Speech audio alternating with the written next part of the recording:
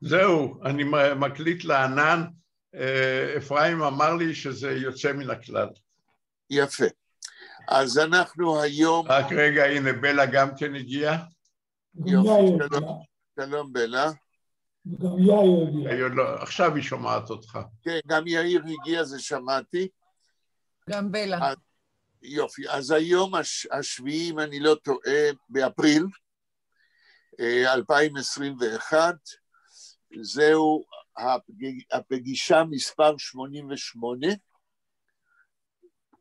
סליחה, זאת הפגישה מספר 89, וכמו שכתבתי לבלה היום, בגלל שאנחנו ערב יום הזיכרון, אני חושב שאנחנו נקדיש את הפגישה הזאת לאותם דברים שקשורים ליום הזיכרון, שאני נחשב למומחה להם, כי את הדוקטורט שלי כתבתי על ספרות יידיש ועברית, בגטאות ובמחנות, על פי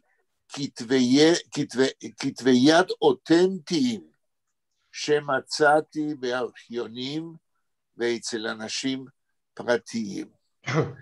הדוקטורט הזה נכתב לפני כ-42 שנה, ובמשך השנים הייתי עסוק בעניינים אחרים, אז אחרי שהגשתי את הדוקטורט, זאת אומרת, החובה היא להגיש 2 עותקים לאוניברסיטה העברית, ושם הוא היה מונח במרתף אפל עד לפני שנה. ולפני שנה, כחודש לפני פרוץ הקורונה, אני אמרתי בליבי, השתגעתי? על הנושא הזה, זה כבר 40 שנה, שאף אחד לא כתב מחקר בהיקף כזה, ובכלל, לא עוסקים במחקר באקדמיה, לא בחוץ לארץ ולא בארץ, בספרות שנכתבה בגטאות ובמחנות על פי כתבי יד אותנטיים, אז למה אני מחזיק את ה-720 עמודים האלה במרתף? הלכתי ופרסמתי מהדורה מצולמת של הדוקטורט, לפני שנה. ועל זה, ועל מה שקשור לזה, אני רוצה לדבר היום, מפני שזה בדיוק שייך למה שהיינו צריכים, גם להזכיר, לחקור וללמוד וללמד, לפחות ביום זיכרון השואה פעם בשנה, אם לא יותר מזה, ולא עושים את זה.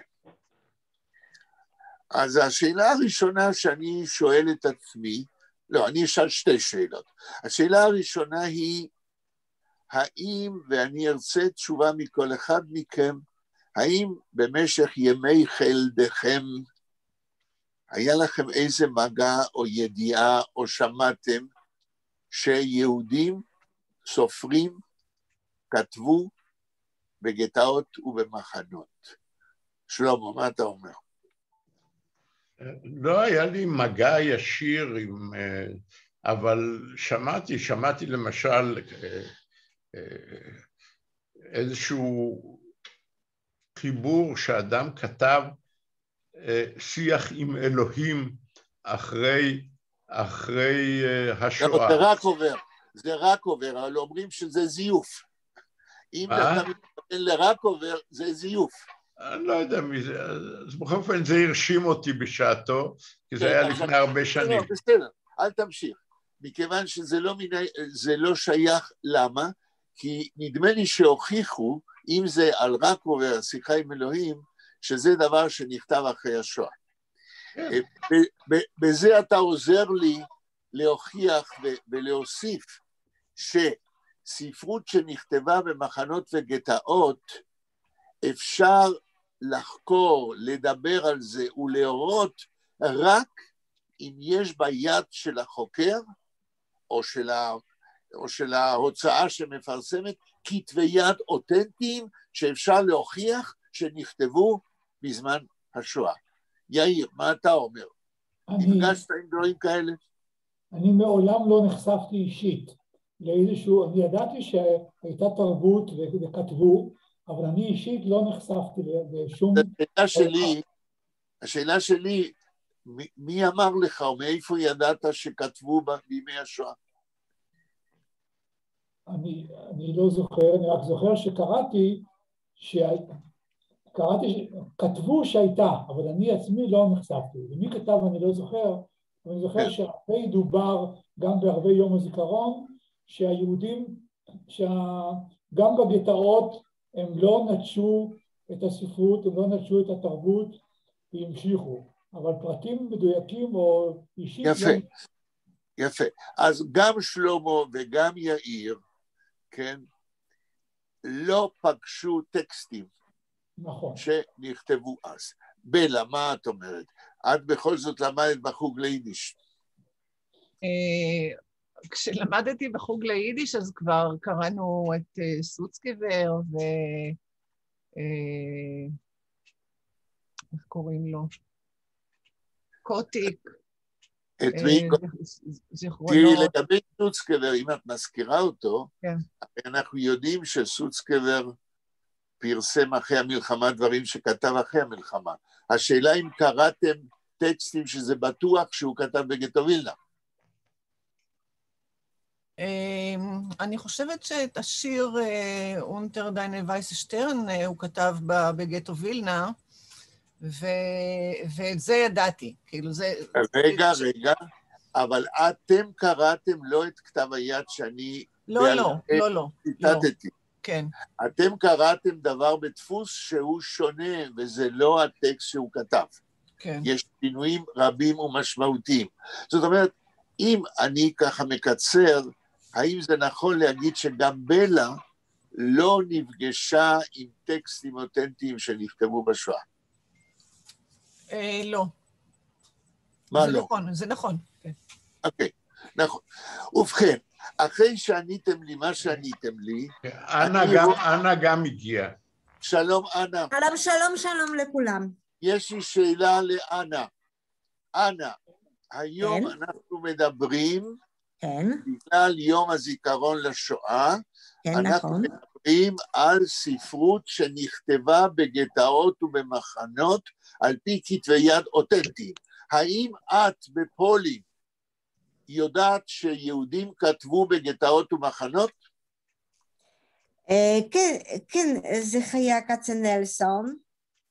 האם פעם, רגע, האם פעם קראת משהו שכצנלסון כתב בגטו ורשה? כן, זה יש דה ספר על גטו לידל. לא, רגע. פואמס ביי דה גטו. אנה, רגע, את קופצת מעניין לעניין. את אומרת שקראת משהו שכצנלסון כתב בגטו ורשה. מה קראת ממנו מגטו ורשה? רק רגע. יש פה בספר, אני רואה, קצת. באיזה ספר? כן, זה כצנלסון, זה היה Das Lied von den ausgeharrten jüdischen Volk, לא? כן, באיזה שפה קראת? כן, בספר דה גטו... לא, אני שואל, קראת את זה בפולנית או ביידיש או מה? יש ביידיש וגם בפולנית, אבל זה היה ביידיש, from beginning, the somebody was... בסדר, אנה, זה מספיק לי בשביל התזה שלי.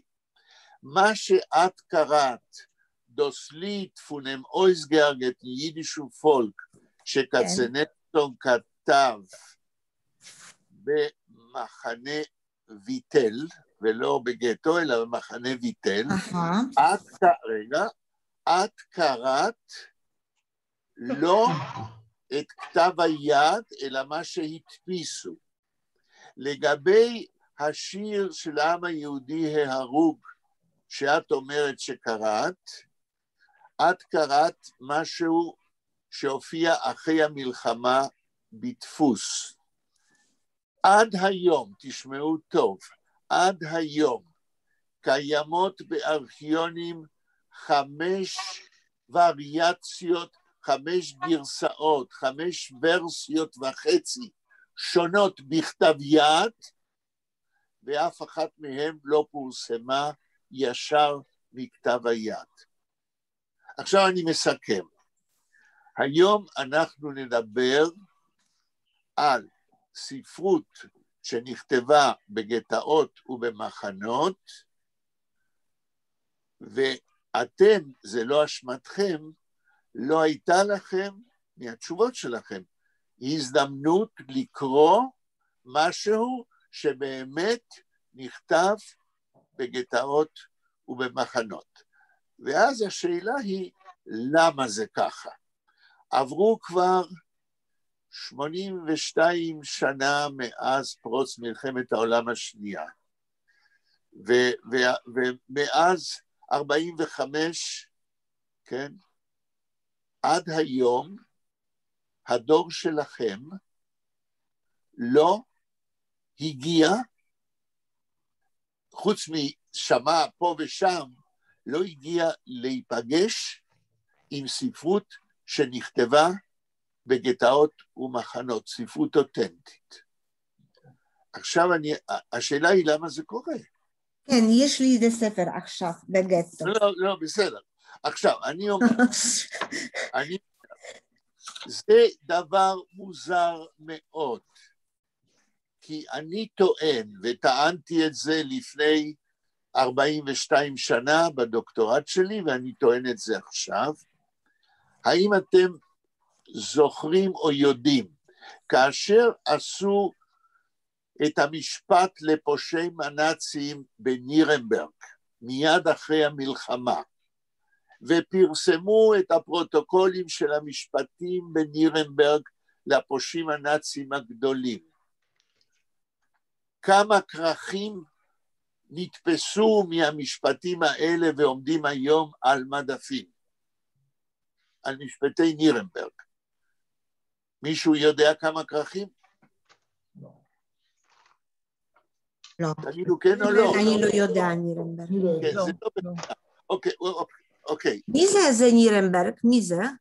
נירנברג בגרמניה אחרי המלחמה, הכוחות שניצחו את גרמניה, הקימו בית משפט ושפטו פושעים נאצים, אחדים תלו אותם, ואלה היו משפטים מאוד מפורסמים, שאמריקאים עשו נגד הנאצים שהפסידו במלחמה.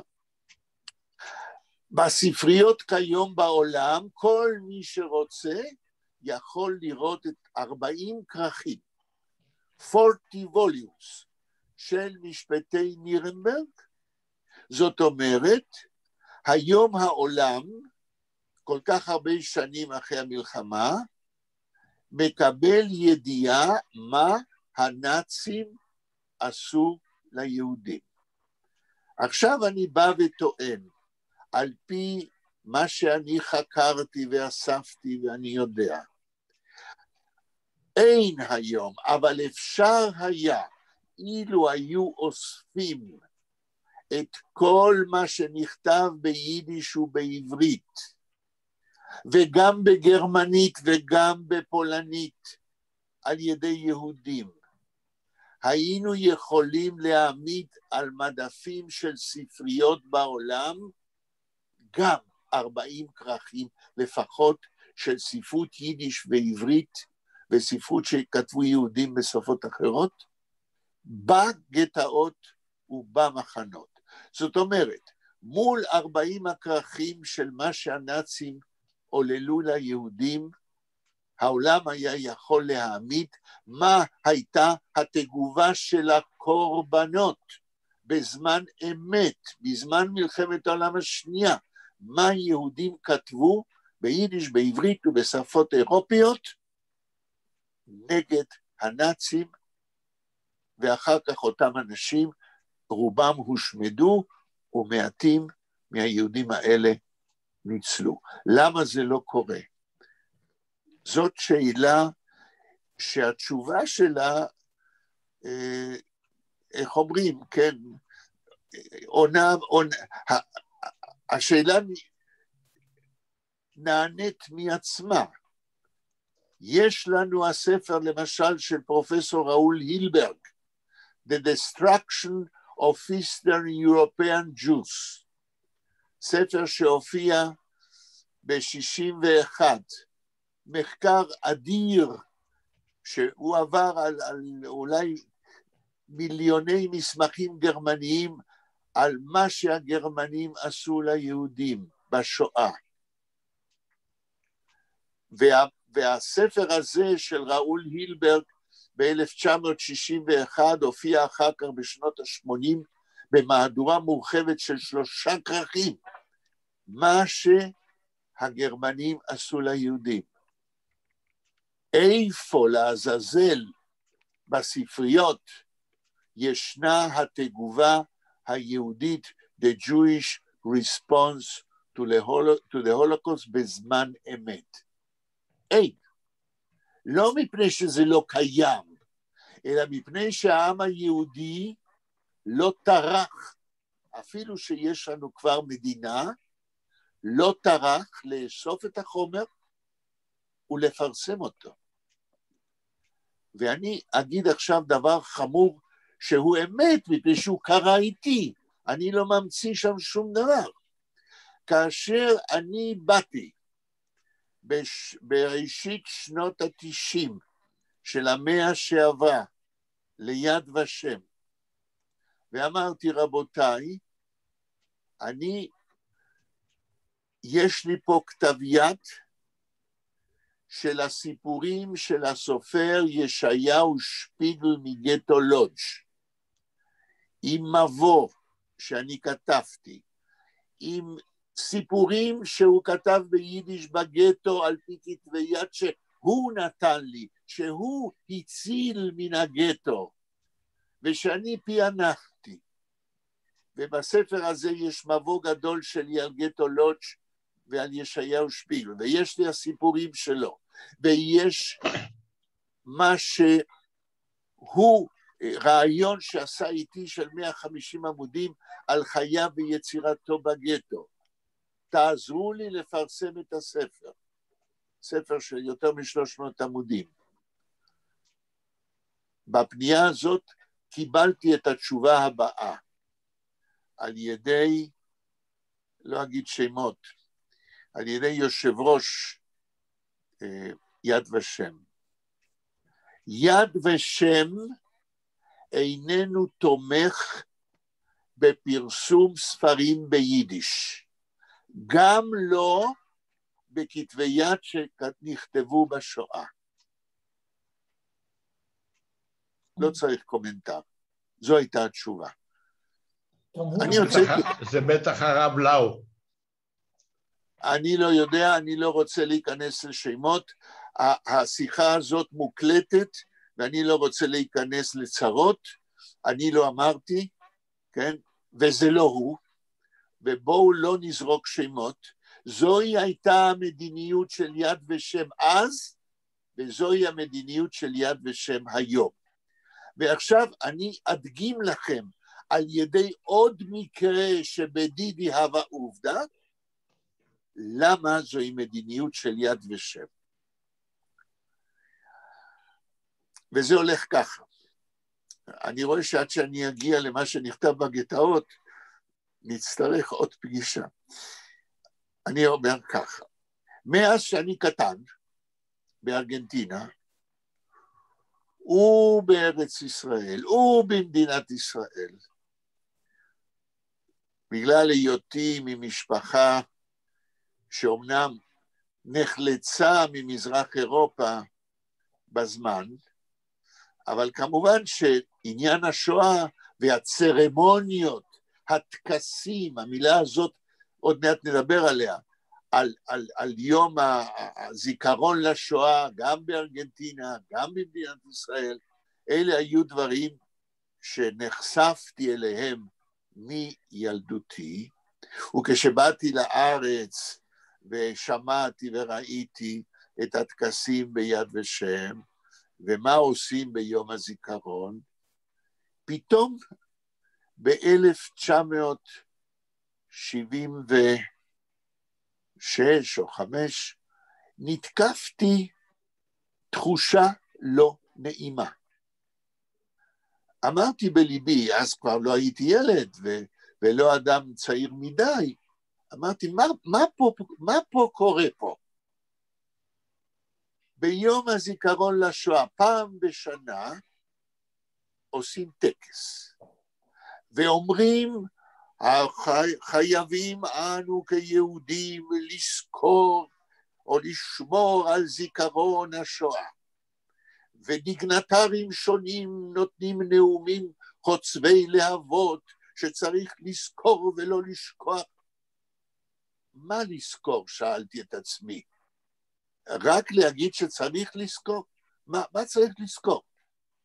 ואז ראיתי שביד ושם זה נקרא הרשות, או יום הזיכרון לשואה ולגבורה. אמרתי בליבי, אנחנו צריכים לזכור שהייתה גבורה בשואה. בסדר, אנחנו יודעים שהיו מרידות, ועל זה מדברים וכותבים, אבל האם אנחנו גם צריכים לזכור מה יהודים כתבו, ואיך הם הגיבו בכתב לרדיפות הנאצים? היום למשל, כשאתם תיכנסו לגוגל, אל תעשו את זה עכשיו, אבל אם תכתבו The Jewish Response to the Holocaust, זה כבר מושג, כן, שנכנס לתוך הגוגל, אבל איפה כשאנחנו מדברים גם היום, ביום הזיכרון לשואה ולגבורה, איפה יש לנו The Jewish Response? יש לנו ביקורי קציני צהל בפולין, כן, בגאווה גדולה, ויש לנו ביקורי, אבל מה אנחנו צריכים לזכור? לא שמעתי אף פעם שאנחנו צריכים לזכור את הספרות שיהודים כתבו בגטאות ובמחנות. מה הם חשבו? מה הם הרגישו? לא שמעתי דבר כזה. אז באותם אמצע שנות ה-70, הרגשתי את ההרגשה הזאת כמו שאני מרגיש אותה היום, וב-2 בבוקר, זה הכל נכון, זה בדיני הווה עובדא, ב-2 בבוקר כתבתי מכתב ליד ושם, ואמרתי להם, רבותיי, אתם כל שנה עושים טקסים, אבל מה עם מה שיהודים, כי זה היה באמצע הדוקטורט, אני כבר ידעתי שיש דוקומנטציה שלא פורסמה. למה אתם לא מדברים על היצירה, לא רק על הכתבים, על היצירה היהודית בשואה? בשואה הציגו תיאטרון, ובשואה היו כל מיני יומנים שיהודים כתבו, והיו פרסים ליצירות ספרות בגטו וילנה, כל מיני תופעות. אנשים עשו משחק שח מפירורי לחם, והדברים האלה השתמרו. מה לא? כל מיני דברים. למה אתם, כן, בטקסים האלה, לא מדברים על היצירה היהודית בשואה? כתבתי מכתב נזעם, אבל מנומס, ושלחתי את זה ליושב ראש יד ושם, ואמרתי בליבי, את שלי עשיתי, מותר לי כבר לשכוח, כי בטח לא אקבל שום תשובה.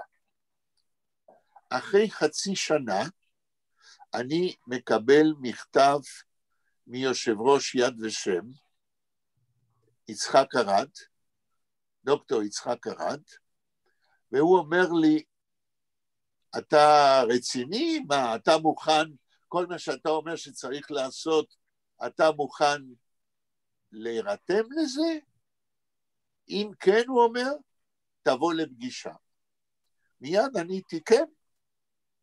באתי לפגישה וישבו שם יצחק ארד, דוקטור יוסף קרמיש, שהוא היה מנהל ארכיון יד ושם במשך עשרות בשנים, פרופסור ישראל גוטמן, שאז הוא היה ממונה על המחקר, כן, ביד ושם, והוא גם היה שופט אחר כך של הדוקטורט שלי, וגם מורה שלי, והם אמרו לי, אם אתה רציני, אנחנו נותנים לך חדר ביד ושם, נותנים לך אפשרות לחפש בארכיונים, ובבקשה, תנסה להציע, ואני אמרתי, אני רוצה לעשות תערוכה ניידת, כן? אמרו תפדל. אז במשך שנתיים ישבתי ביד ושם, ונברתי בארכיונים, הכרתי את יד ושם על כל מחלקותיו וכל אנשיו, נסעתי לבית לוחמי הגטאות וחיפשתי בארכיונים של בית לוחמי הגטאות,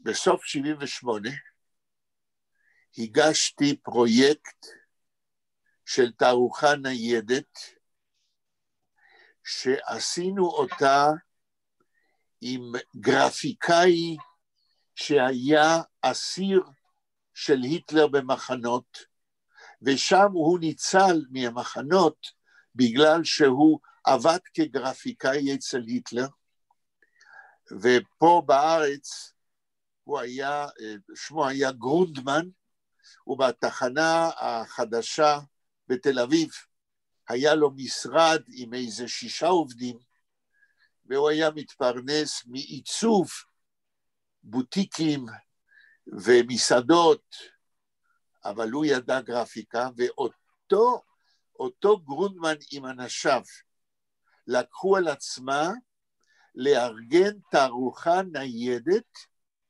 כן? שהייתה מורכבת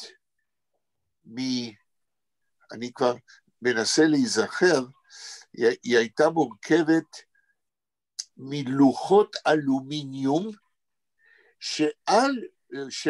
של מטר אורך ו60 סנטימטר רוחב, שעל הלוחות האלומיניום צרבו בצריבה את המוצגים, צילום של המוצגים עם ההסברים על כל מוצג, וזה היה עניין של 80 מטר רץ, כן? הלוחות האלה היו ב3 ארגזים של עץ 250 קילו ביחד, כן? וכשהיינו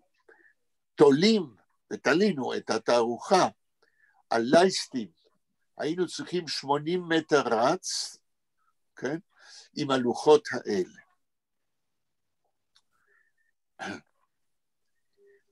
אז כשבאתי לדבר במשך השנתיים האלה עם יד ושם, אמרתי, רבותיי, צריכים הסברים באנגלית, בעברית וביידיש.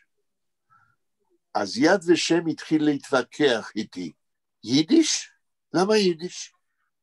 אנחנו ביד ושם, ואני מצטט כמעט מילולית, אנחנו ביד ושם, המטרה שלנו זה להנציח את השואה בשביל הדור הצעיר.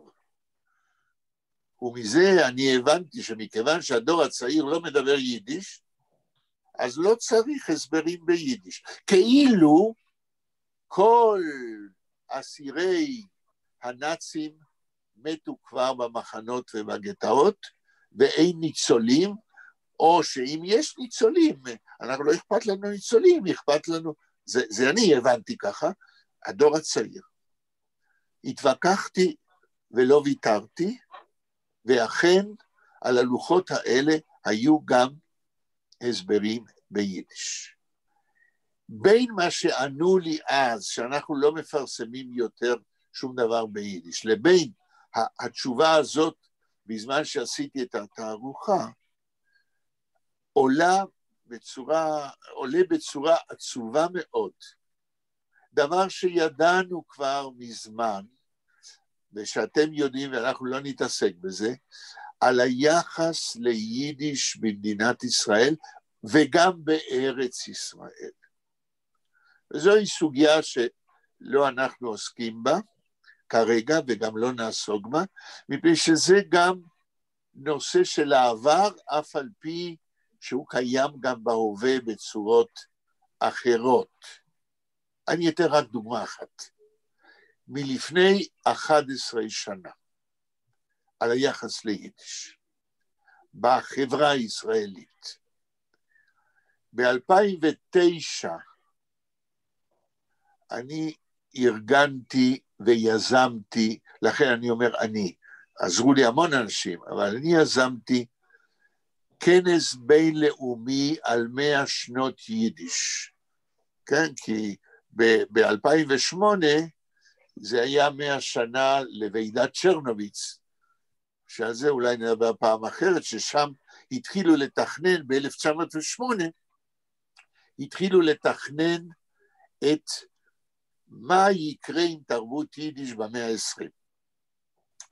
אז ב-2009 ארגנו באוניברסיטה העברית כנס בינלאומי, באו מרצים גם מחוץ לארץ, ובמשך 4 ימים, מבוקר עד ערב, 100 אנשים, 300 אנשים, השתתפו בישיבות, היו איזה, כבר לא זוכר, כ-30 ישיבות, מחולק ל4 ימים, והודענו בכלי התקשורת, ב-2009 עשינו פרופגנדה, כמו שאומרים, וכל העולם ידע, ובאינטרנט וכולי, ואז כשנודע שיש כנס בינלאומי על 100 שנות יידיש, הייתה תגובה, אתם יודעים, בארץ יש לנו תחנות רדיו אזוריות, אז הייתה תחנה אזורית בחיפה, וזו הייתה התגובה המוקלטת, אני שמעתי את זה. 2 ליצנים שדרנים יחסית צעירים, אני מניח שהם היו אולי בשנות ה-30 שלהם, אמרו, יידיש, שיינטוך, מארגן כנס, האוניברסיטה, מה זה שיינטוך? שיינטוך, מה הפירוש של המילה? ככה בליצנות, ואז אומרים, יידיש, זאת אומרת, זקנים שיושבים בגן ברחוב רוטשילד בתל אביב, תחת השמש ומקלפים תפוזים. זו הייתה התגובה. טוב, זה היה רק דוגמה. עכשיו אני מנסה לחזור לעניין העיקרי. ניסיתי איכשהו לאסוף כמה עובדות, ככה בקצרה, למה עד היום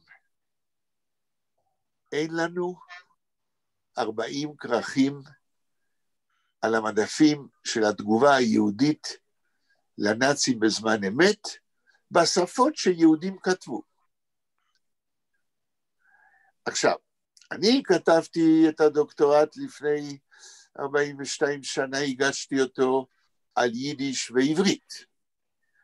תלמידתי, דוקטור מרים טרין, הגישה דוקטורט על ספרות בשואה, לפני נדמה לי 8 שנים לפחות, שכתבו יהודים ב4 גטאות ו4 מחנות, ב4 שפות.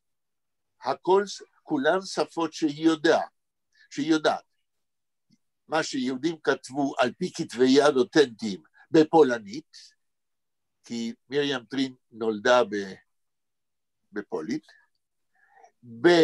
בגרמנית, כי מרים טרין למדה בתיכון בהמבורג, ומשם, אחרי שגמרה את התיכון, עלתה לארץ ונמצאת עד היום, ביידיש, כי למדה אצלנו בחוג, ובעברית, מכיוון שלמדה באוניברסיטה העברית.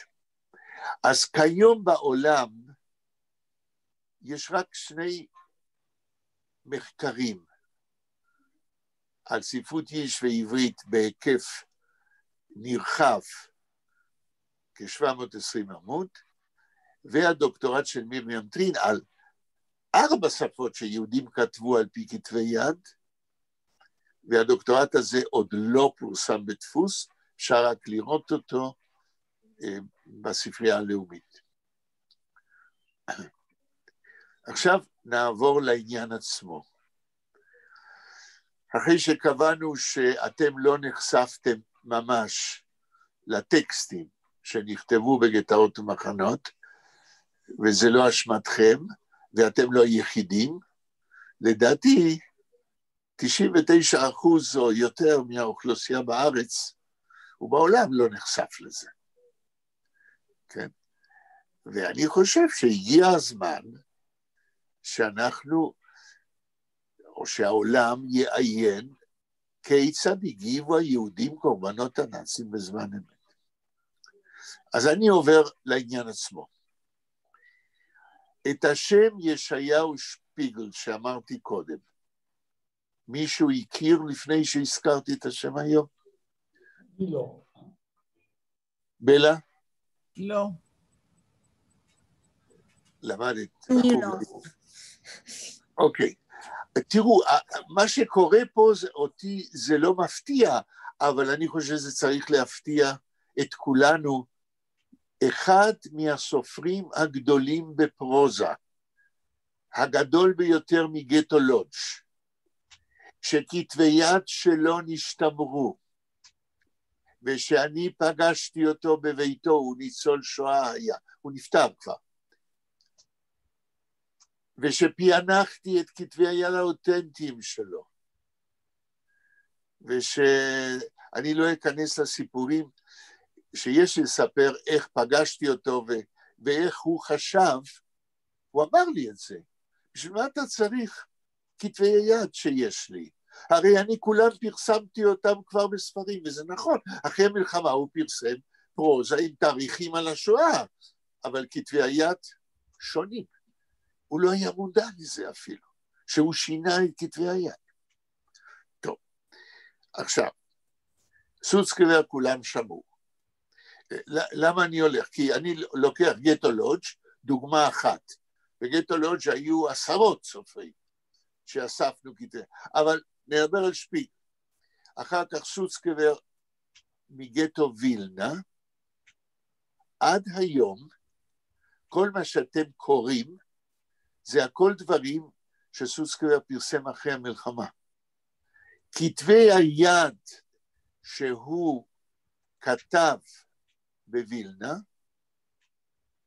סיפרתי לכם אולי בפגישה, או סיפרתי למישהו אחר. באתי לסוצקבר וביקשתי ממנו, אני גם אקצר, קיבלתי ממנו כתבי יד אותנטיים מגטו וילנה. סיפרתי לכם שהכנתי לדוקטורט שלי 200 עמודים על כתבי היד של סוצקבר, או שאני מתבלבל וסיפרתי למישהו אחר. לא, סיפרת, וגם שהוא דרש ממך לא להתשמש בהם. כן, זהו. אז גם מה שכתבתי וגם השירים שלו על פי כתבי היד לא פורסמו עד היום. זה גטו וילנה. אז יש לנו לודג', יש לנו וילנה, אני מדבר על הסופרים הכי חשובים של כל אחד, כי יש 10 סופרים אחרים, שעל זה קודם צריך לפרסם את הטקסטים האותנטיים של החשובים. יצחק כצנלסון, אנה מכירה מתוך האנתולוגיה שיש לה, מישהו מכם קרא משהו שיצחק כצנלסון כתב בוורשה או במחנה ויטל? סליחה, יש לי אנתולוגיה. סליחה, כי יש לנו פה מצוין, כי יש the gore, get, is the, in the party, it's few parts. First is gore, אני לא יודע מה זה gore. כן. אחרי is גטו, גטוחנה, גטוניה, after it's in our camps, I think it's in the camps, in the all camps, after we have in the Aryan site, Aryan, after we call from the hell, after it's Matzevot, and in the ghetto, רק רגע, יש in the ghetto, יש ברוידל, בריקס, זימן. טוב, אנה, אני מבין מה שאת מנסה להגיד, אבל מכיוון שאני יודע את התשובה, אז תרשי לי להמשיך. עד שהגשתי את הדוקטורט, לא פורסמו כתבי היד של יצחק כצנלסון בכלל, חוץ מפעם אחת ב-1965, בז'ורנל שהעורך היה סוצקבר, בדי גולדנה קייט, פורסמו בדי גולדנה קייט, פורסם טקסט של כצנלסון מגטו ורשה, ולמה הוא פורסם? מכיוון ששלושה אנשים, פרופסור חונש מרוק, שהיה המורה שלי, ומנהל בית לוחמי הגטאות, צבי שנר, ויצחק צוקרמן, שהיה מהמורדים נגד הנאצים בוורשה, שלושה חברים, פרופסור שמרוק נסע לבית לוחמי גטאות ב-65, 1965, הוא הכיר את צוקרמן והכיר את מנהל בית לוחמי גטאות. הם ישבו, לא יודע אם סיפרתי לכם או למישהו אחר, הם ישבו עם כוסית של סליבוביץ' ומשקאות חריפים, וביחד עבדו על כתב יד של כצנלסון שהיה בארכיון של בית לוחמי גטאות, פיענחו אותו, ואחרי הפענוח פרסמו את זה בדי גולדנה קייט אצל סוצקבר. אבל גם הדבר הזה היה מלא חורים שהם לא יכלו לפענח, כי אלה היו כתבי יד שהשתמרו מתחת לדבר, וכתבי היד לא היו ברורים, היו הרבה לקונות. אז גם את כתב היד הזה, כן, אני פרסמתי והוספתי דברים שאני פענחתי שהם לא ראו. אבל זה לא היה בדוקטורט. אחרי הדוקטורט שלי, עבדתי מספר שנים בפענוח כל כתבי היד של כצנלסון מגטו ורשה וממחנה ויטל. וזה פורסם בספר ב-1986, בהוצאת הקיבוץ המאוחד. כן, בספר נפרד, עם מבואות שמסבירים על כל כתב יד את ההיסטוריה שלו, ומסבירים מה הנושא וכו'. זאת אומרת, למעשה, כיום יש בשוק, במידה ועוד יש לקנייה, זה גם זה בספק, יש בשוק שני דברים. הכתבי היד של יצחק כצנלסון, מ-1940 עד 1943, מגטו ורשה בעיקר, כן? בהוצאת הקיבוץ המאוחד ביידיש, וכמו שאמרתי לכם קודם, אני חושב שאמרתי, לפני שנה עשיתי מהדורה מצולמת רק ב-60 עותקים, כי זה עולה המון כסף, של הדוקטורט שלי, כי רציתי שסוף סוף זה יגיע לקהל רחב יותר.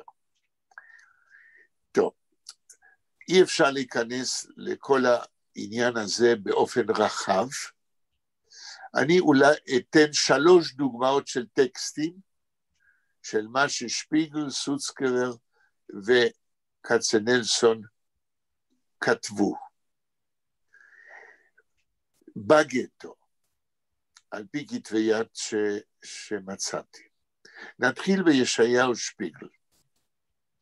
ישעיהו שפיגל מוכר יותר בארצות הברית מאשר בארץ, כי בארצות הברית אנשים התעניינו ותרגמו אותו קצת לאנגלית, כן?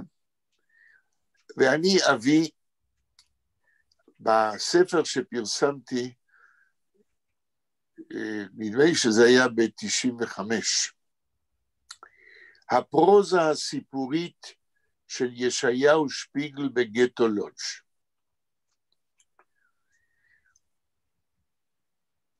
יש בספר הזה 16 סיפורים ששפיגל כתב בפרוזה, ועל פי כתבי היד שהוא הציל.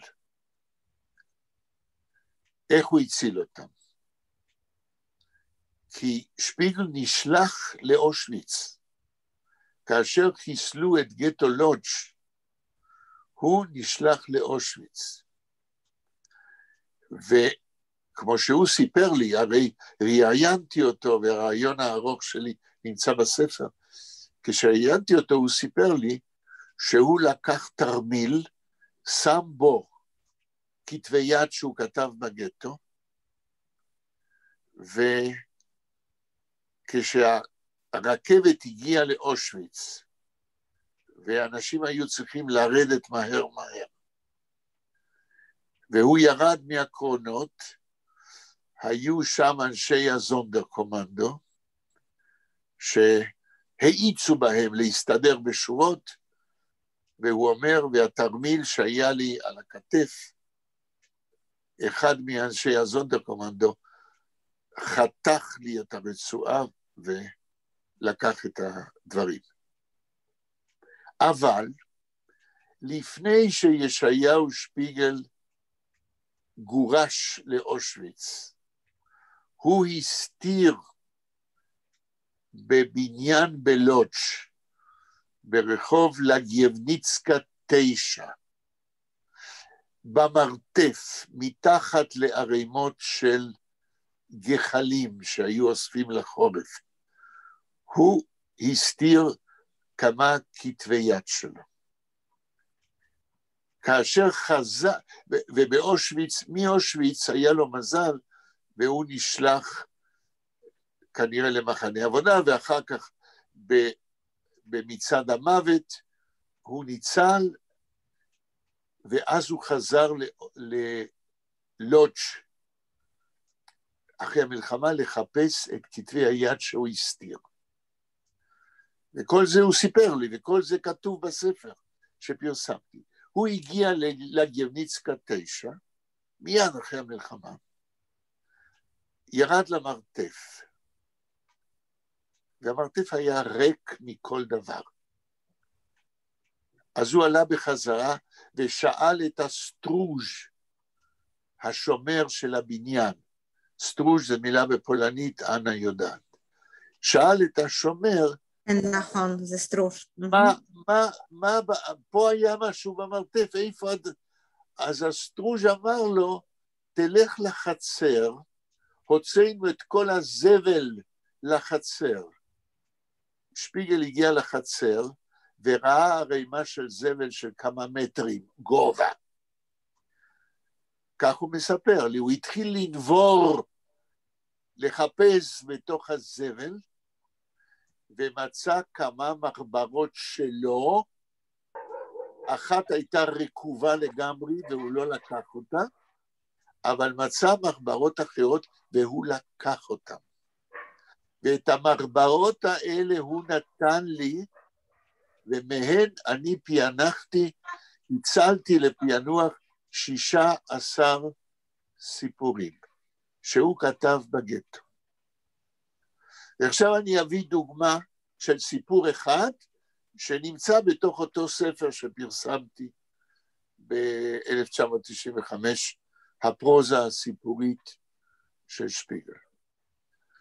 הסיפור נקרא אברשה, אברשה זה השם הרוסי של אברהם, אברשה גייט צום ניימן. ניימן, שם של נהר. נהר, עכשיו בביאורוש. איפה? תגידי, אנה, איפה נהר? ביאורוש עכשיו. בביאלורוס, ברוסיה הלבנה. אברשה גייט צום ניימן. אני חייב להגיד לכם, כשקראתי את הסיפור, זה מונולוג, כן? מבחינת הצורה, זה המונולוג היחיד שיש בין 16 הסיפורים. כאשר קראתי את המונולוג בפעם הראשונה, אני באמת התרגשתי, כי זה מונולוג בנוי בצורה אומנותית בלתי רגילה. ובמה, זה לא מונולוג של הסופר, אלא מה? המונולוג הוא של אישה על סף השיגעון, אבל לא משוגעת, אשר בגטו בלודג' היא מיואשת מזה שבזמן הגירוש מן הגטו, לפני שעשו את הגטו, בגלל הגירוש מן העיר, לפני שעשו את הגטו, הבן שלה, בחור אולי בגיל 20, בחור צעיר, שתמיד היה ביחד איתה, הפרידו אותה ממנה, והיא לא מוצאת אותו בגטו, והיא מתהלכת ברחובות של הגטו, כאשר סגרו את הגטו, וכל אדם שהיא פוגשת, היא עוצרת אותו, ושפיגל מתאר אותה, איך שהיא לבושה, רואים שזו אישה במצוקה, והיא שואלת, אולי ראית את אברשה בני?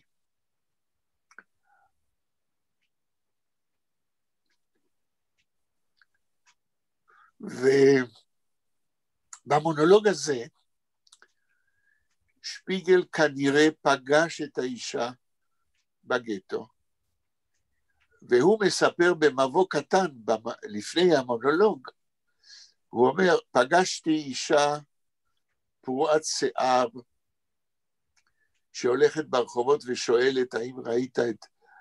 והוא אומר, מיד כשפגשתי אותה בגטו, בהתחלת הגטו ברחוב, חזרתי הביתה, כי רציתי לשמר את מה ששמעתי מפיה, כדי לכתוב בדיוק את המונולוג שלה, כמו שהיא דיברה, שלא אשכח.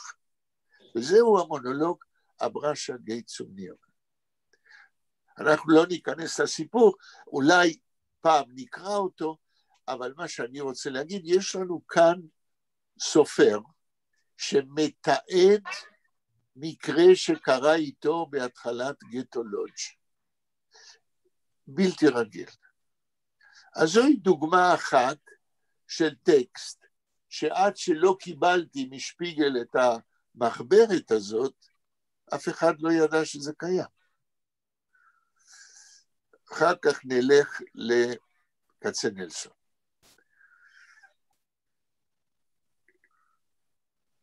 אני, כאשר פרסמתי את כתבי היד של יצחק כצנלסון ב-86,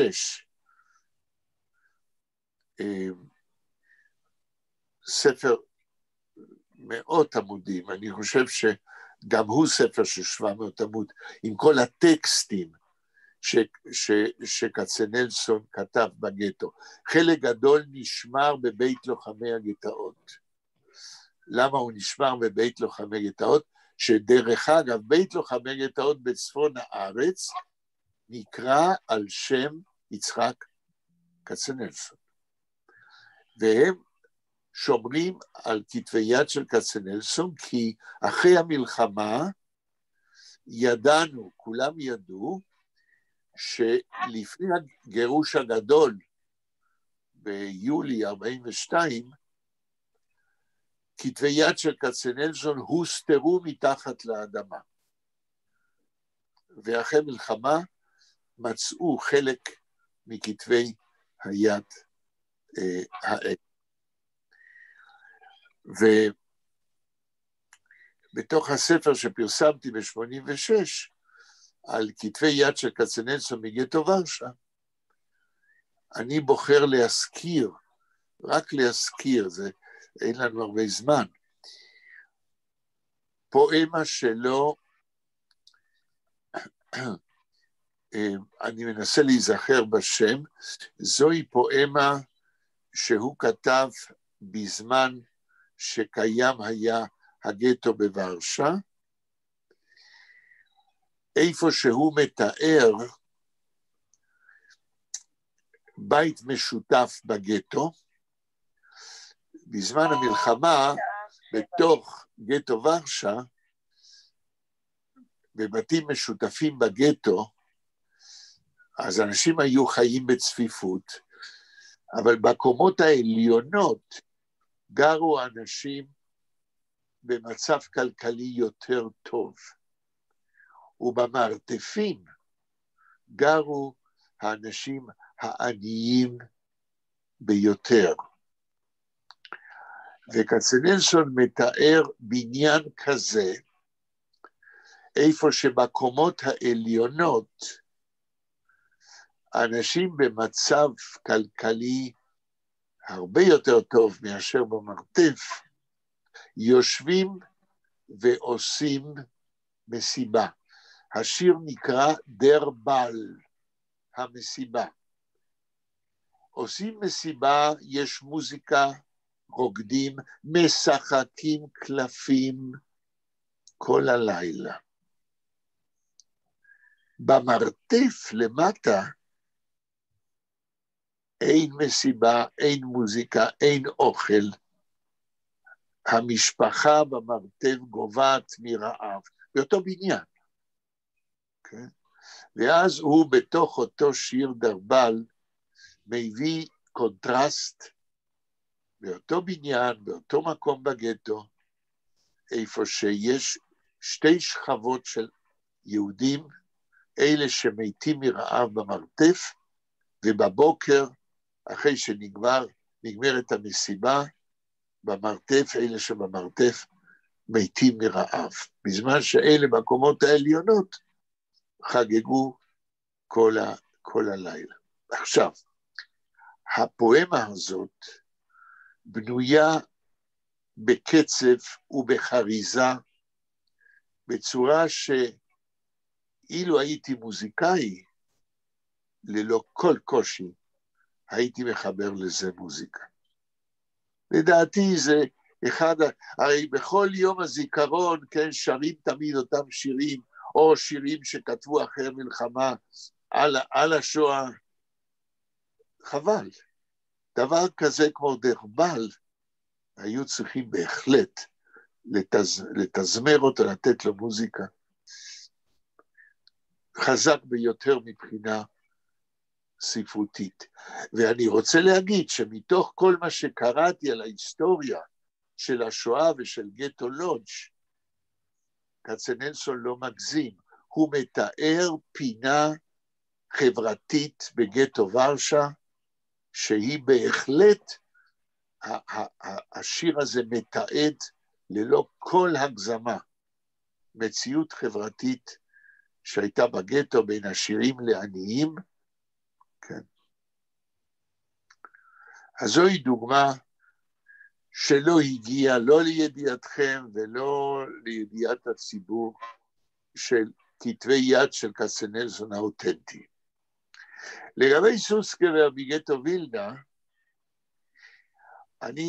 כשהתחלנו להיפגש בפגישות הזום, אני הכתבתי למי שהיה אז, שזו הייתה בלה ונדמה לי גם אנה, הכתבתי לכם את השיר, מה היה השם? Unter deine weiße Stirn. אבל הכתבתי לכם את הנוסח על פי כתב היד האותנטי, לא הנוסח ששרים ביום השואה כיום. אני ארצה עוד מעט לדבר על עוד שיר שסוצקבר כתב לפני הכניסה לגטו בווילנה, תחת שלטון הנאצי. עוד דוגמה. אבל לפני זה, אני לא אוהב לקשקש לבד. האם יש שאלות, קומנטרים, תגובות שלכם? שלמה, היית אומר משהו על מה ששמעת עד עכשיו? אתה לא חייב. בלה? לא, אין לי מה להוסיף. אנה? לא, עכשיו לא. אוקיי, בסדר. אנחנו מדברים עכשיו על גטו וילנה. זה גטו וילנה, אני לא יודעת טוב.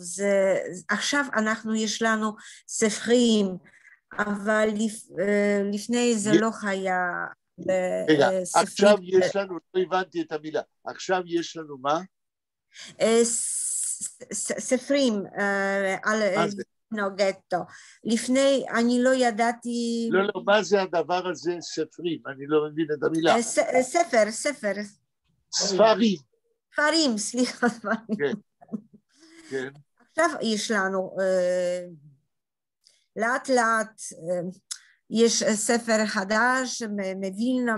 לא, אנה, אנחנו מדברים רק על ספרים עם טקסטים אותנטיים, וזה כנראה אין לכם, ועל זה אנחנו מדברים. טוב, לגבי גטו וילנה, לפני שאני מדבר על הפואמה של סוצקבר, דר צירק. מישהו מכיר פואמה כזאת? לא. אני מן הסתם קראתי את זה, אבל אני לא זוכרת. פעם. יאיר? אולי לפני הרבה שנים, אני לא זוכר.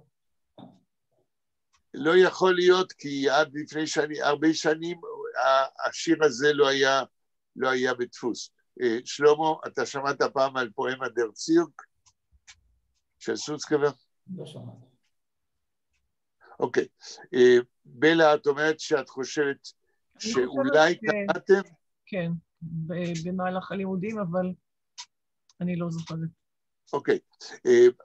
גם אם קראתם, את לא זוכרת, אז זו הזדמנות לדבר על זה. אבל לפני שאנחנו מדברים על הפואמה הזאת, ועל כתב היד האותנטי מגטו וילנה, אני רוצה להגיד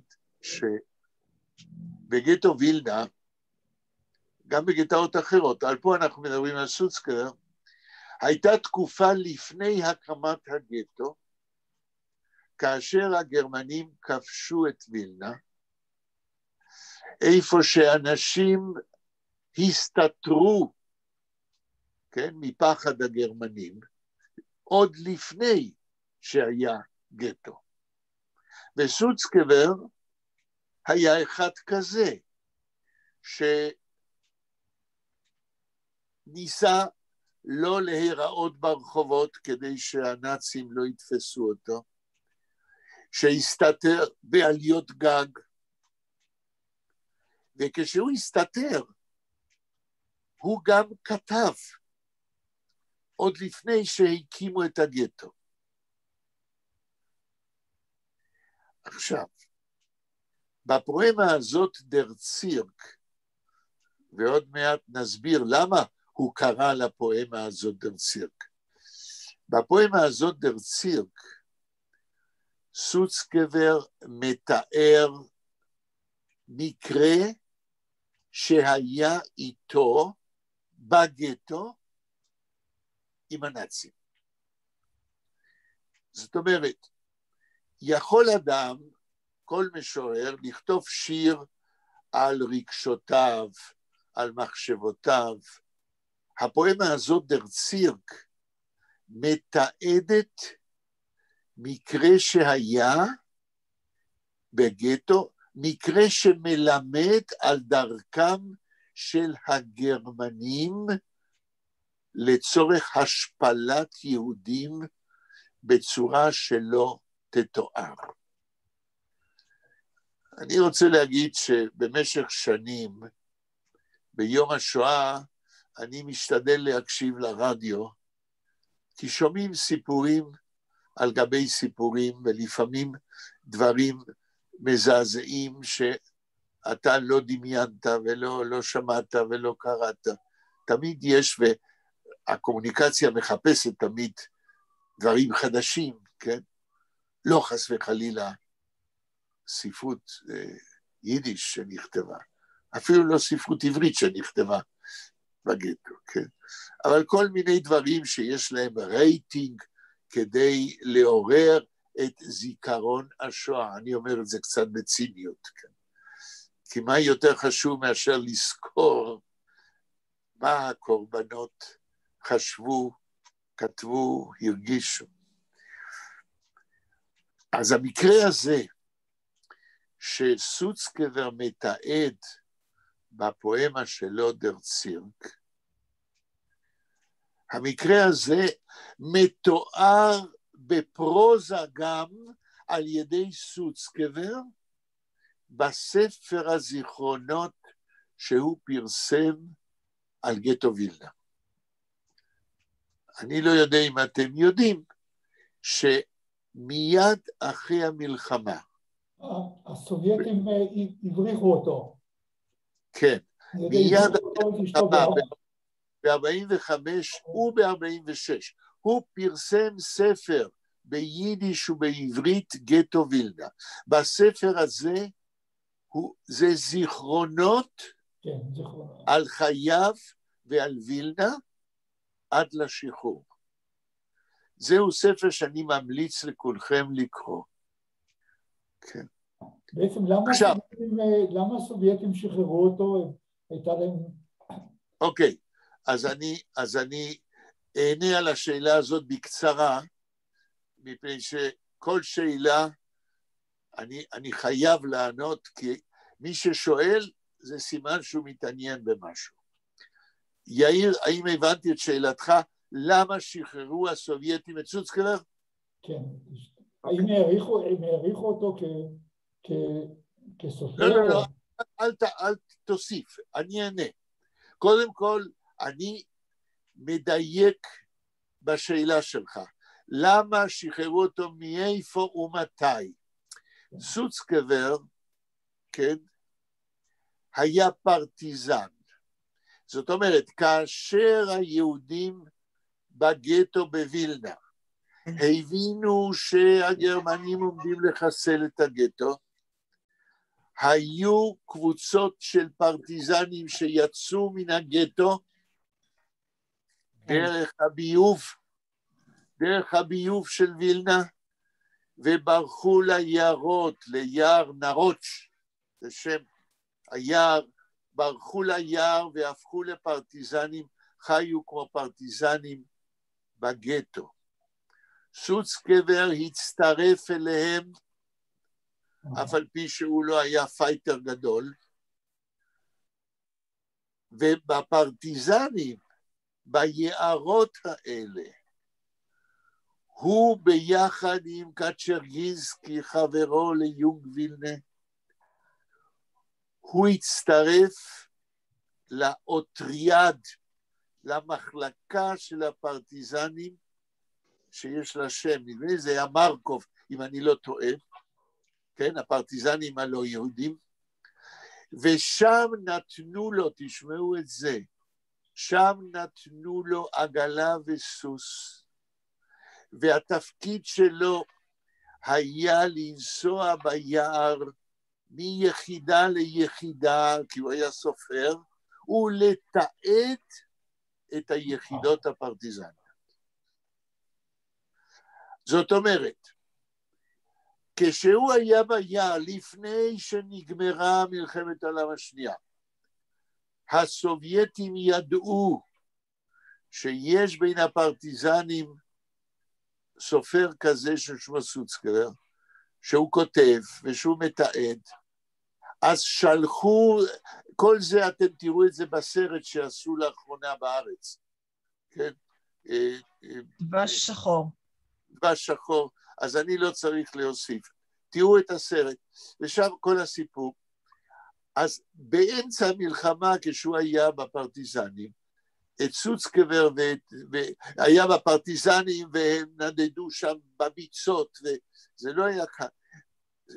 שלחו מטוס לתוך היער, והביאו את סוצקבר ואת אשתו למוסקבה.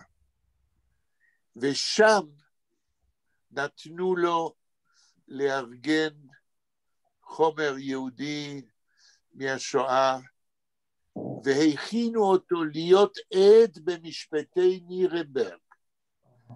אותם משפטים שהזכרתי ב-45, וסוצקבר היה עד מטעם היהודים בשואה במשפטי נירנברג. ובתוך אותם 4 כרכים יש גם ודאי העדות שלו. כן? אז זה השחרור. אבל עכשיו אני חוזר על הקו העיקרי של מה שאני אומר. אני רוצה לראות כמה זמן יש כדי למדוד מה להגיד ומה לא. יש 15 minutes. אוקיי, אז ברבע השעה הזה אנחנו נדבר על דר צירק של סוצקבר. מהו המקרה... סליחה פרופסור, זה צירק כמו צירק? סירקוס? It's the same? בדיוק, צירקוס. בדיוק צירקוס. עכשיו, מהו המאורע שסוצקבר מתעד, עושה דוקומנטציה שקרה לו בווילנה תחת שלטון הנאצים? אני חייב להגיד, כשאני קראתי פעם ראשונה את כתב היד של השיר הזה, התרגשתי מאוד, מכיוון שהיה כאן גם שיר בנוי כמו שצריך, אבל גם תעודה היסטורית בו בזמן, באותו זמן. מהו המאורע שסוצקבר מספר בגטו וילנה בזיכרונות שלו? אחר כך נדבר על השיר. כאשר יהודים בגטו, תחת הכיבוש סליחה, לא בגטו, כאשר יהודים בווילנה, תחת שלטון הנאצים, ניסו להסתתר ושהגרמנים לא יתפסו אותם וכולי, קרה שסוצקבר יצא יום אחד, לפני הקמת הגטו, יצא יום אחד ממחבוא לרחוב, והגרמנים תפסו אותו. אבל לא רק אותו, לגרמנים הייתה תוכנית סתנית, דיאבוליק. הם תפסו את סוצקבר, שאז הוא היה, אנחנו מדברים, על מה אנחנו מדברים, נגיד 42, כן? הוא לא היה כבר ילד. ותפסו רב זקן ברחוב, ותפסו עוד שלישי נער. הם בכוונה, כנראה, תפסו אדם צעיר, רב זקן ונער. אפשר להגיד, הסמל של העם היהודי. לקחו אותם לבית כנסת שהגרמנים בוזזו, שהגרמנים זרקו מתוך בית הכנסת את ספרי התורה על הרצפה ברחוב. ולא רק זרקו את יריות הקלף של ספרי התורה ברחוב, אלא גוללו את היריות לאורך הרחוב, נסו על התורה, על הגלילים האלה, דרכו על זה, ועשו הצגה, אינסצניזציה גרמנית של המקרה הבא. לקחו את סוצקבר, את הרב הזקן ואת הצעיר, העמידו אותם מול יריות ספרי התורה, ואמרו להם, אתם בידיים שלכם קוראים את ספרי התורה. אני לא ניסיתי, אולי מישהו יודע, צריך לשאול את אשתי, שהיא עסקה בענייני קלף בספרייה הלאומית, האם אפשר לקרוא ביד קלף? מישהו יודע על זה? טוב, זה עניין מקצועי. וכפי שסוצקבר מתאר, הם אילצו את שלושתם לקרוא יריות ספרי התורה, המלוכלכים שם על הרחוב, ובו בזמן, באותו זמן, לשיר שירים רוסיים עליזים. רק מוח דיאבולי יכול לארגן הצגה כזאת. עכשיו, זה לא הכל. בשיר דר צירק, הקרקס. זאת אומרת, סוצקבר נותן לשיר כבר את השם. קרקס זו סצניזציה של הגרמנים, קרקס יהודי. ספרי תורה קרואים, יהודים רוקדים, זה שכחתי. אילצו אותם לרקוד, לשיר ולקרוא ספרי תורה, כאשר בצד עומדים הגויים על עצים ועל כל דבר גבוה ומסתכלים על הקרקס הזה וצוחקים. השכנים, זה האסצניזציה. והשיר מתאר את כל זה, וגם את המחשבות והרגשות של סוצקבר. עכשיו, הטקסט, הכתב היד הזה, לא פורסם מעולם עד 1979. 79, לפני 42 שנה, רק. ולמה? שוב, אני לא זוכר אם את הסיפור הזה, למה סיפרתי לכם או למישהו אחר. מכיוון שסוצקבר הסכים איתי, כן? ואני בדקתי את זה. הוא מעולם לא פרסם את כתבי היד האמיתיים שהיה לו, כן? אני אולי, אם לא אמרתי לכם, כשהוא הלך לפרטיזנים, הוא לקח איתו כתבי יד שלו, שהוא צרר אותם בתוך תיק עשוי מקלף, כדי לשמור על כתבי היד ממים. וככה הוא הציל כתבי יד שלו מווילנה, ובתוכם השיר הזה דר צירק. אבל הוא אף פעם לא פרסם אותו, גם לא בתיקונים. הוא היה אצלו. וסיפרתי לכם שהתכתבתי איתו, אני לא רוצה לחזור על הסיפור, וכנראה, אני אומר כנראה, בעקבות ההתכתבות שלי איתו וכולי, אף על פי שהוא לא הרשה לי, כן, לצטט, בסוף, ב-79, כן, הוא כנראה, בהשפעת השיחות שלנו, בתוך ספרון, Die erste Nacht in Ghetto, שהוא פרסם ב-1979, אחרי 37 שנים שהחזיק את כתב היד אצלו בבית, הוא פרסם אותו עם תיקון אחד, בלבד. פרסם אותו על פי כתב היד. ואני חושב שאנחנו עכשיו מדברים על טקסטים, אבל אתם לא רואים אותם, זה מחייב אותי לצלם לכם, ושבאחת הפגישות הקרובות, אולי בשבוע הבא, אני אנסה עם טובה אשתי לשלוח לכם את הצילום של הסיפור של שפיגל, של השיר דר צירק, ושל דרבל של כצנלסון. האם יש קומנטרים, שאלות? זה מעניין מאוד ומרגש מאוד, הסיפורים האלה. כן, זה אין שום ספק. רגע. השעה 7:23. כן, אז יש לנו בכל זאת עוד 7 דקות. תראו, המסקנה של כל מה שאמרנו היום, היא שאסור לתת שהמצב ימשיך ככה, שיש כתבי יד אותנטיים, והם לא פורסמו. איך עושים את זה? יד ושם, כמו שאתם מבינים, מחוץ למשחק, מפני שהם מצהירים שהם לא מפרסמים טקסטים ביידיש, גם אם הם טקסטים שנכתבו על ידי ניצולי השואה.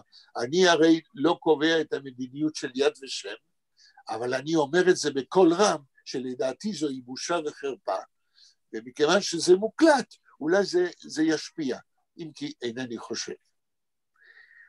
דרך אחרת, זה שאיזשהו רשות לאומית יהודית תדאג, כן, לעזור, למצוא מימון לדבר כזה. כולם מדברים על חשיבות זיכרון השואה ואף אחד לא עושה כלום. זה הרי מגוחך. מה, אנחנו חיים בחלם במדינת ישראל? כנראה שכן. דרך אחרת זה לפנות לחוץ לארץ ולהגיד להם, במדינת ישראל לא חושבים שזה חשוב, אולי אתם יהודי ארצות הברית, ואם לא יהודי ארצות הברית, אולי הגויים בעולם חושבים שזה חשוב.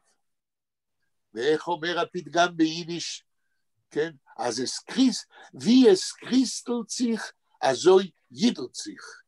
יראו היהודים שהגויים מתעניינים, אולי גם זה ישפיע עליהם לשמור על המורשת שלהם מתקופת השואה, במקום לעשות טקסים ריקים. מישהו רוצה להגיב לזה? טוב. נשאר עוד משהו? רציתי רק להגיד... רגע, רק שנייה, אני רוצה לראות. כן, עוד 5 דקות. יאיר, מה אתה אומר? רציתי להגיד שדוד שלי, אח של אבא שלי, שהוא היה עורך עיתון יידיש בווילנה, הוא היה פרטיזן והוא נהרג כפרטיזן. קראו לו אליהו ניימרק. והוא מה? הוא נהרג כפרטיזן, אני לא יודע איך. כן. כן. אני חושבת שפרטיזנטי זה חיה כמו, I will say in English quickly, the one option for the Jewish, when they wanted to fight, they have the one option to be in the group and with the Russian partisans, with the Russian people, because there was not other option. There was the right, and the left. And so in the rights, also the army, there was not so open for the Jewish. So they have the possibility only to be with the left partisans, like the not communists, but the people who was the open for Jewish. So there was the option for them to fight and to have the guns, to have the some arms, and also to go to the forest, to be free in the forest. אנה, מה שאת אמרת עכשיו, את מרימה לי להנחתה. את פותחת משהו שאני רוצה להגיד על סוצקבר. בשיר דר צירק של סוצקבר, יש התוודעות, או סוצקבר מודה, תשמעו את זה, הוא מודה בצורה עקיפה, כן? שלפני המלחמה, הוא הלך עם הקומוניסטים, עם יונג וילנה, שהיה לה נטייה קומוניסטית, והוא מתחרט על כך, וכשנקרא את השיר דר צירק, אנחנו נראה איך זה משתלב בתוך השיר, כי השיר הזה בא מתוך איזה רגש עמוק, שליהודים הם יכולים לסמוך רק על עצמם, ולא על אידיאולוגיות זרות, ואני חושב זה באמת יהיה חשוב.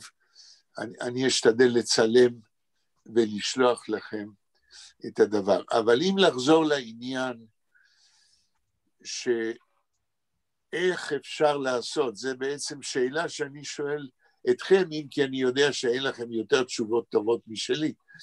איך אפשר לעזור כדי שלעזאזל החומר הזה שמונח בארכיונים כאבן שאין לה הופכין, יראה אור, כן? זה חייבים באיזושהי צורה לא לשתוק, ולכן היום לא שתקתי, אבל זה לא מספיק. רציתי להעיר רגע. אני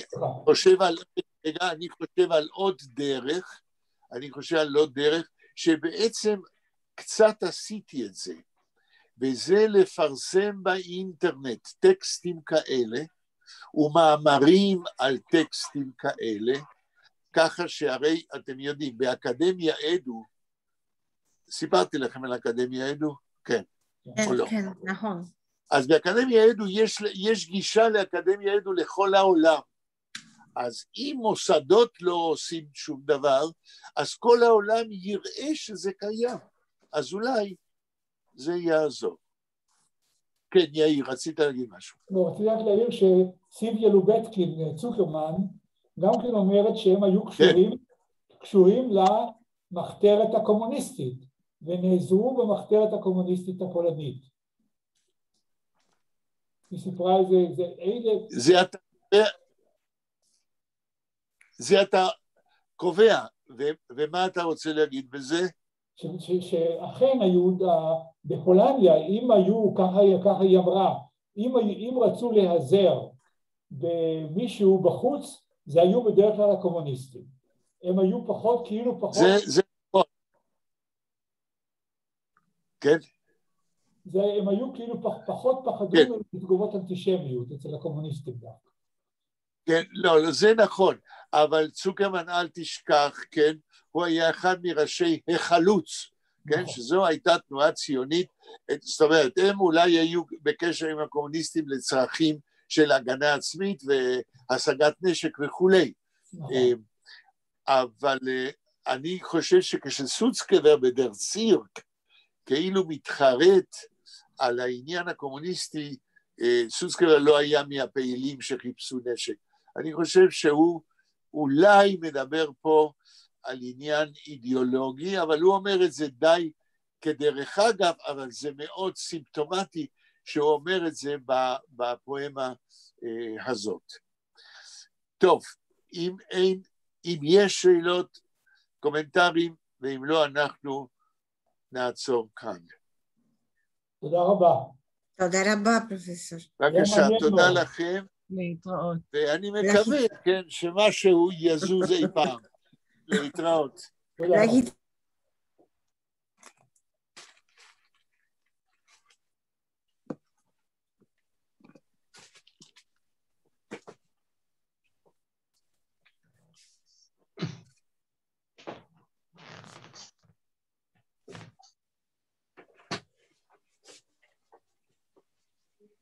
היי. כן.